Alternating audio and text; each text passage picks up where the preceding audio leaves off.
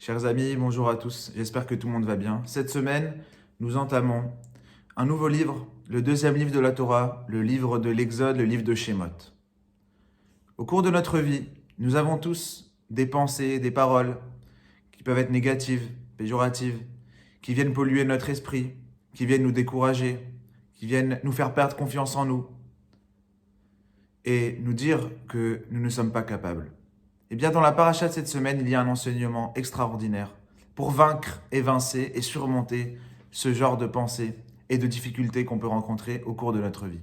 Dans la paracha de cette semaine, comme vous le savez, Dieu va se révéler à Moïse, à Moshe, dans un buisson ardent, nous dit la Torah, un buisson qui a pris feu et qui ne se consume pas. Et nos sages de demander, mais pourquoi est-ce que Dieu, avec toute sa puissance, avec toute sa grandeur, décide de venir se révéler à Moshe, à Moïse, dans un buisson? Pourquoi ne pas choisir un grand arbre, un arbre majestueux, ou un arbre fruitier, ou un arbre qui aurait des fleurs, qui aurait une bonne senteur? Pourquoi ne pas choisir un arbre qui serait grand, qui serait beau, qui serait plein de feuilles, qui serait plein de fleurs? Et pourquoi choisir un petit buisson qui n'a quasiment pas de feuilles et qui est plein de ronces, plein d'épines, pour se révéler à Moïse, pour lui enseigner, pour lui demander d'aller libérer les béné Israël, les enfants d'Israël qui sont à ce moment-là asservis sous l'esclavage égyptien?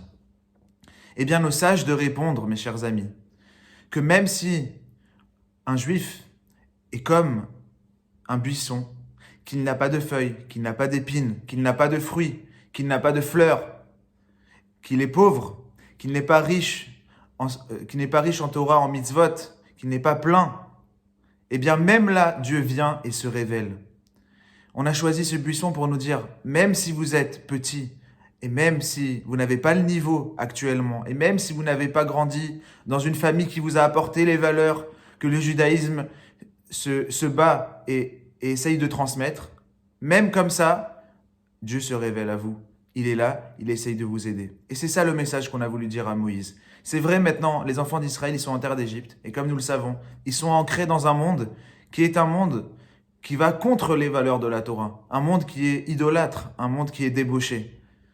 Ils sont là-bas, ils sont pauvres spirituellement, ils n'ont peut-être pas les forces. Mais malgré tout, je viens et je décide de les sauver, je décide d'être avec eux, et je vais m'installer avec eux.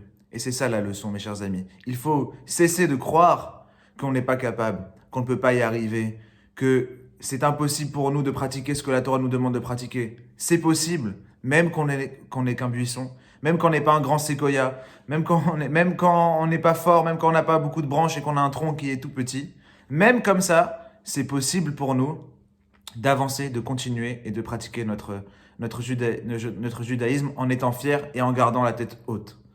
C'est le premier enseignement que nous délivre ce passage du buisson. Mais deuxième enseignement, c'est pour nous dire aussi que Dieu réside avec ceux qui sont humbles et pas avec les gens qui sont orgueilleux. Ceux qui sont humbles, c'est la clé de la réussite. Ils réussiront, ils évolueront dans leur vie. Et c'est pour ça qu'on a choisi le buisson. C'est un petit arbuste comme ça, avec des ronces, avec des épines. Il n'y a rien de particulier. On l'a choisi à lui. Dieu décide de se révéler à Moïse dans ce buisson parce que c'est le symbole de l'humilité. C'est petit, ça se voit pas, ça se remarque pas, c'est discret. Et c'est pour ça que Dieu se révèle dans ce buisson-là. Et même chose pour le mont Sinaï, la montagne où Dieu va donner les 10 commandements au béné Israël. Il choisit encore une fois une montagne qui est petite, qui est basse, et pas la plus haute montagne, et pas la plus grande. Pourquoi? Parce qu'il réside avec ceux qui sont humbles.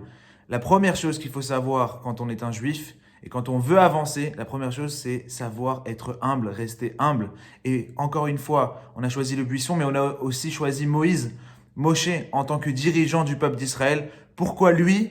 Parce que la Torah témoigne sur lui, Ve'aish Moshe anav mikol adam asher pene adama, et l'homme Moshe était l'homme le plus humble qu'il y avait sur la surface de la terre. Il n'y avait pas plus humble que lui.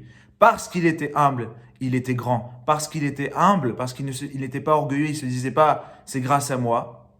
Et bien grâce à cela, il a été choisi en tant que dirigeant du peuple d'Israël. Et voici le second message que peut nous apporter ce buisson. Alors mes chers amis, ne perdons jamais espoir, même si on n'est qu'un petit buisson, même si on est faible, on peut y arriver, c'est possible. Le feu de la Torah, il peut nous apporter beaucoup de choses, même à ce petit niveau-là. Et sachons toujours rester humble, à l'image de notre maître Moshe et de nos ancêtres, toujours rester humble, cultiver l'humilité et s'éloigner au possible de l'orgueil. Shabbat shalom à tous, que des bonnes nouvelles.